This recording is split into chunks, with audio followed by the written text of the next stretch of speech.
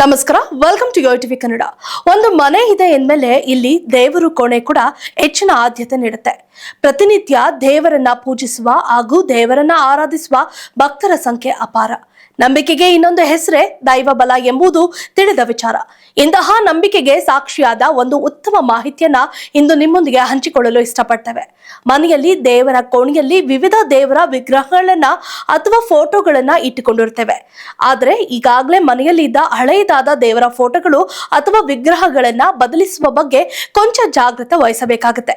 ಅದರಂತೆ ಹೊಸದಾಗಿ ದೇವರ ಫೋಟೋ ಅಥವಾ ವಿಗ್ರಹಗಳನ್ನ ತರುವಾಗ ಕೂಡ ನಾವು ಯಾವೆಲ್ಲ ವಿಚಾರಗಳನ್ನ ಗಮನದಲ್ಲಿ ಇಟ್ಟುಕೊಳ್ಳಬೇಕು ಎಂಬುದು ಕೂಡ ಮುಖ್ಯವಾಗುತ್ತೆ.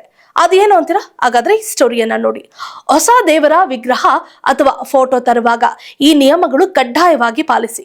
ಹೌದು, ಅವರವರ ಧರ್ಮದ ಪ್ರಕಾರ ನಿರ್ದಿಷ್ಟ ದೇವರನ್ನ ಪೂಜಿಸುವ ಸಂಪ್ರದಾಯ ಎಲ್ಲ ಧರ್ಮದಲ್ಲೂ ಇದೆ. ಒಂದಲ್ಲ ಒಂದು ರೀತಿಯಲ್ಲಿ ದೇವರನ್ನ ಎಲ್ಲರೂ ಪೂಜೆ ಮಾಡ್ತಾರೆ. ಹಿಂದೂ ಧರ್ಮದಲ್ಲಿ ಮಾಡಲಾಗುವ ಪೂಜೆ ಪುನಸ್ಕಾರಗಳು ಇನ್ನುಳಿದ ಧರ್ಮಗಳ ಪೂಜೆ ಪುನಸ್ಕಾರಗಳಿಗಿಂತ ಭಿನ್ನವಾಗಿದೆ. ಯಾಕೆಂದ್ರೆ ಹಿಂದೂ ಧರ್ಮವು ಮೂರ್ತಿ ಪೂಜೆಯನ್ನ ಒಪ್ಪಿಕೊಳ್ಳುತ್ತದೆ. ಹಿಂದೂ ಧರ್ಮದಲ್ಲಿ ಪ್ರತಿನಿತ್ಯವೂ ದೇವರ ವಿಗ್ರಹಗಳನ್ನ ಅಥವಾ ಫೋಟೋವನ್ನ ಪೂಜಿಸುವ ಸಂಪ್ರದಾಯವಿದೆ.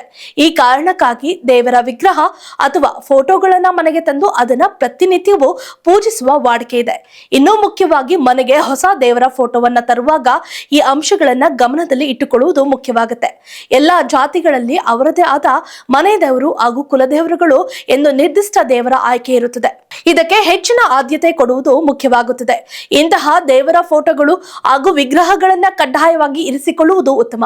ಹಿಂದೂ ಸಂಪ್ರದಾಯದಲ್ಲಿ ಗಣೇಶನಿಗೆ ಮೊದಲ ಪೂಜೆ ಸಲ್ಲಿಸಲು ಕಾರಣ ಗಣೇಶನ ವಿಗ್ರಹವು ಮನೆಯಲ್ಲಿ ಇದ್ದಷ್ಟು ಉತ್ತಮ ಎಂದು.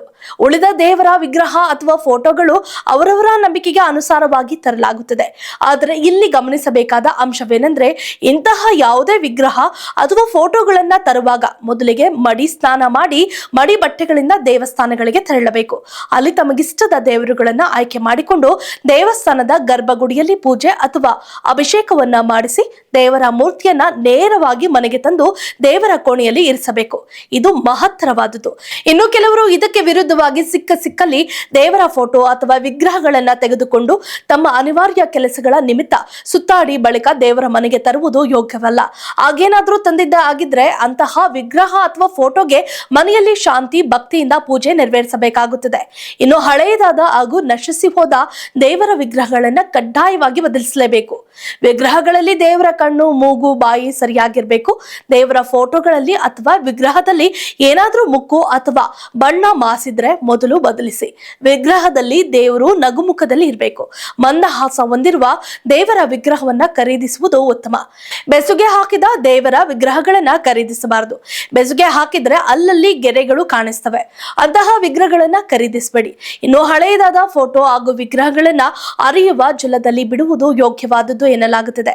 ಒಟ್ಟಾರೆ ಈ ಮೂಲಕ ನೀವು ದೇವರ ಆರಾಧಕರಾಗಿದ್ರೆ ನಿಮ್ಮಲ್ಲಿ ಇಂತಹ ಗೊಂದಲಗಳಿದ್ರೆ ಈ ಮಾಹಿತಿ ನಿಮಗೆ ಉಪಯುಕ್ತವಾಗುವುದು.